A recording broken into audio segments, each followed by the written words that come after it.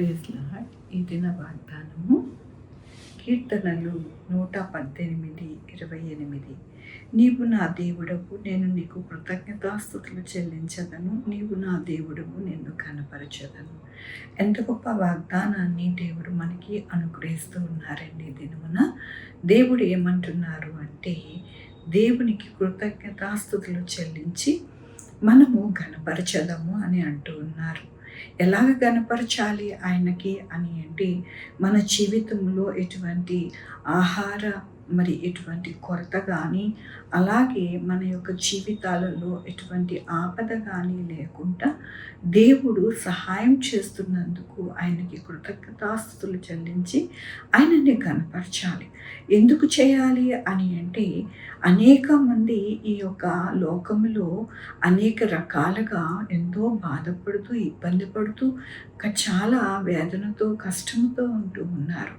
వారి యొక్క జీవితాలలో వెలుగు రావాలి అంటే మన జీవితాలు ఎల్లప్పుడూ కూడా ఎలాగ దేవుడు కడుతూ ఉన్నారు, ఎలాగ సహాయం చేస్తూ ఉన్నారు, ఎలాంటి ఆరోగ్యం ఇస్తూ ఉన్నారు, ఎలాంటి ఆహారముతో మనల్ని తృప్తిపరుస్తూ ఉన్నారు అనేది మనము ఎత్తి ఆయనకి కృతజ్ఞతాస్తుతులు చెల్లిస్తూ అనేకమైన మంది దగ్గర మన సాక్ష్యము అనేది పంచుకుంటూ ఉంటే కనుక దేవునికి గణపరిచేవారిగా మనము ఉంటామని దేవుడు సెలవిస్తూ ఉన్నారు. దేవుని యొక్క వాక్యములోని యెహోవా దయాళుడు, ఆయన కృప నిరంతరము నిలుచుచున్నది, ఆయనకి కృతజ్ఞతాస్తుతులు చెల్లించుడి. అవునండి, మన యొక్క జీవితాలలోని ఆయన యొక్క దయా కృప ఉంటుంది కాబట్టి మనము తృప్తికరమైన జీవితంతో మనమును మన యొక్క కుటుంబము బ్రతుకుతూ ఉన్నది.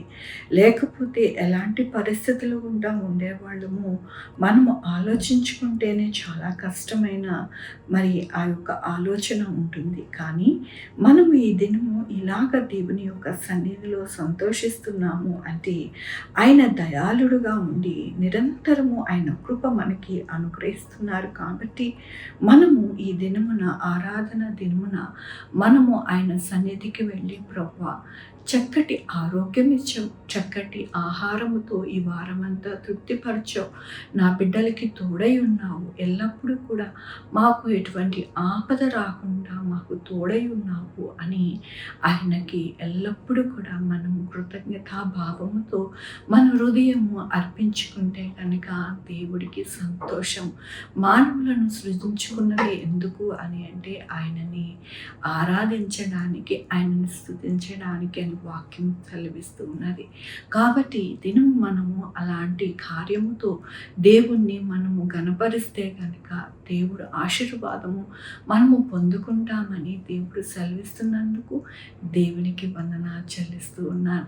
ఈ దినమున పుట్టినరోజు, పెళ్లి రోజు అనేక శుభదినములు చేసుకుంటున్నారు. అందరికీ కూడా నిండారుగా శుభాకాంక్షలు తెలియజేస్తూ ఉన్నానండి.